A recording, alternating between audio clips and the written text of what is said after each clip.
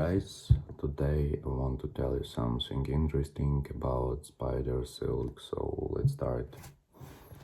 Spider silk is a wonder material that weight for weight is stronger than steel, tougher than Kevlar, and can be more elastic than rubber. It's also flexible and antimicrobial. Scientists have used silk to make bulletproof armor, violin strings, medical bandages, optical fiber cables, and even extravagant clothing. I don't think people would believe you if you told them there's this creature that, if you scale it up to the size of the human, it could catch an aeroplane with the material that it makes itself out of itself, says Fritz Wohlratz, as evolutionary biologist at the University of Oxford. Spider silk is made of a blend of different proteins linked together into chain produced by special glands called spinnerets on the spider's rear end. All spiders produce silk. Some spiders can produce several different kinds, but not necessarily as webs like those depicted in Halloween decorations. Here are some bizarre ways spiders use their silk beyond the static webs they employ to snag their prey. Silk as a passive web for bugs to fly into may be the least interesting spider hunting method of all. To catch their next meal, spiders may use their silk as nets or as lessons, whips, binds, disguises, fishing lines, and lures. Most spiders avoid ants because they are often predatory themselves, but one family of spiders treats ants as Joe. When the wall spider gets an ant alone, it runs circles around its victim, all the while churning out a silk cord and wrapping the ant from a safe distance. After the ant is all trundled up, the spider goes in for the kill by chomping the ant at the base of the antennae. The orange-faced spider spins a web as a snare, but deploys it in an unusual way. It waves a web between its four front legs, holds the creation wide open while hanging upside down and waits. Once an insect wanders by, it snaps its prey, using its web as a net. This net-casting hunter can catch prey wandering beneath or even flying in the mid-air, like a lacrosse player captures the ball. Then the victorious spider bundles up its prey and kills it. In 1883, the Trapdoor volcano in present-day Indonesia erupted with the force of over 10,000 hydrogen bombs, obliterating most of the islands and converting it into a leafless wasteland. 3 months later, visiting scientists were surprised to find one life form present in the region: microscopic spiders. These spiders weren't on the newborn island because they survived the blast. Rather, they had traveled in the aftermath of the eruption by ballooning. Now, a well-known phenomenon, ballooning occurs when spiders stream their silk into the air, catching the winds like a sail for aloft. Spiders have been found in the middle of the ocean, hitching a ride on the jet stream, and on remote islands hundreds of miles from the mainland. Not all spiders balloon to travel extreme distances. Some rely on it to flee from predators or cover short lands without expending much energy.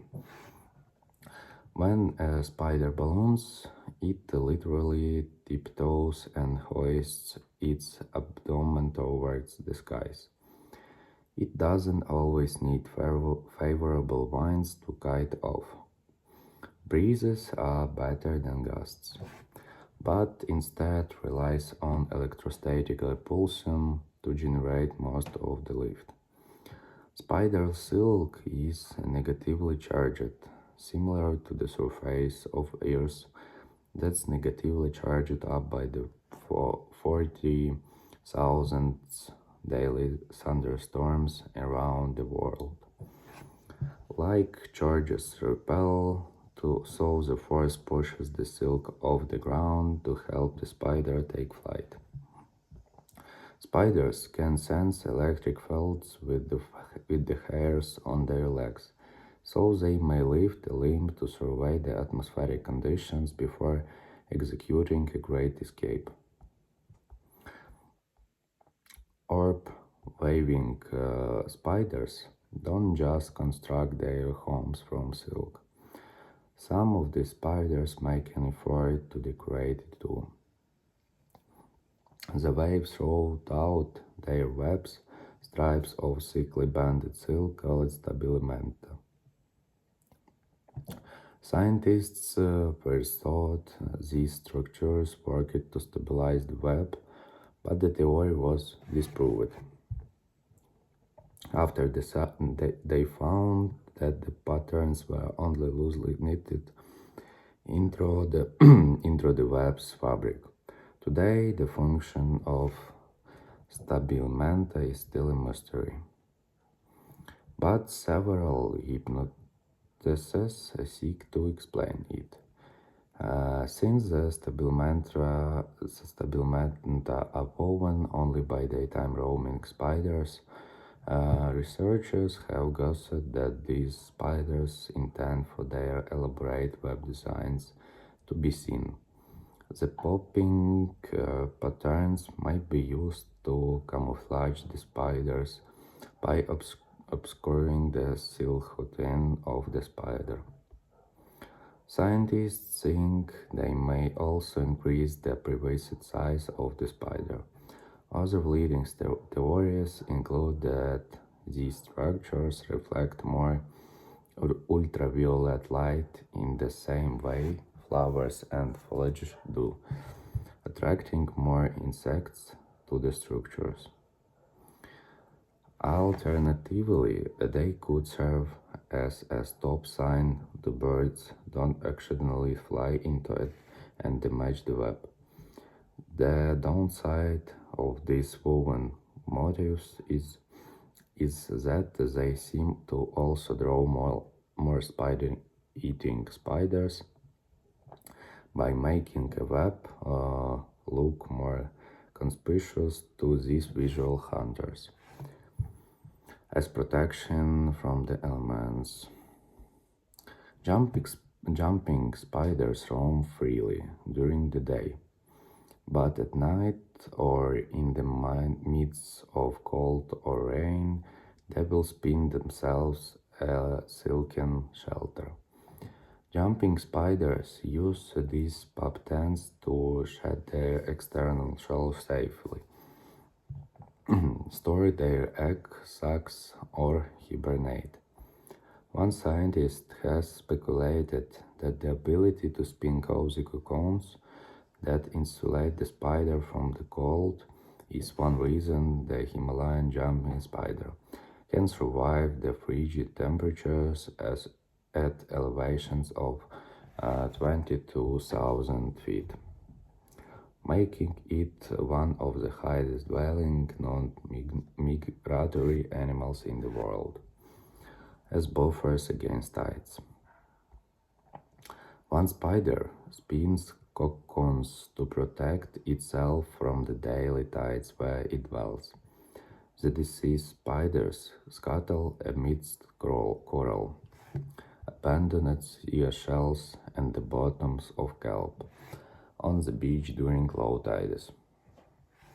When the water rises, the spiders seal themselves in these nooks and crannies with waterproof silk. Researchers have found that the spider lowers its breathing to reduce how fast it burns through the oxygen in its air pocket. Scientists still have questions, such as how the web can withstand salt or how the spider keeps time with the tide as underwater breathing tanks. Only one arachnid lives most of its life underwater. The diving bell spider, like all other terrestrial spiders, it only breathes air. Before it submerges, it glooms a bubble onto its posterior as a temporary scuba tank. For a longer-term solution, it spins an air-filled, dome-shaped diving bell with silk and aquatic vegetation as its underwater home. Diving bell spiders pump up their homes using bubbles they gather from the water surface. Their silken layer permits the exchange of gas molecules to the surrounding water. Scientists have measured oxygen diffusing into the diving bell and carbon dioxide diffusing out to facilitate a spider's breathing. For this reason, scientists have even likened the homespan structure to a gill. In oxygen-poor waters, these spiders will expand the size of their homes to stuff in more air. Also, the gas exchange is efficient. Eventually, the diving bells shrink, so the spiders need to resurface on once a day to gather bubbles for reinflation. As door hingers to burrows. Trapdoor spiders and tarantulas will use silks to reinforce the tunnels that they make. So it's like a building material, says Sebastian Echeverry, a spider researcher and communicator. Among his 19 pet spiders, his favorites are his two trapdoor spiders. This kind of spider furnishes its home with a solid door made of soil, leaves, and silk. The hinge of the door in particular is spun from silk. These arachnids keep the door shut in the morning and leave it open as they hunt at night, when the spiders are more active. Radiating from the entryway are trails of silk threads that act as trip lines. When a victim touches these threads, the ambush hunters will sense their vibrations through the silken bones. The doors serve as protection, especially against their predatory arch nemesis, parasitic wasps. In the event of an attack, the trapdoor spiders use their fangs to hold the door shut. A move oddly reminiscent of a grumpy human teenager, but the stinging predators usually win out by chewing through the flap. The oldest known spider in the wild, a trapdoor spider, residing in southwest Australia, died in 2016 at the age of 43 when it was killed by a parasitic wasp that raided its home. As community hubs. not all spiders are lone hunters. Researchers know 25 social species out of the 45,000 described. Social spiders often live together in colonies up to 50,000 strong.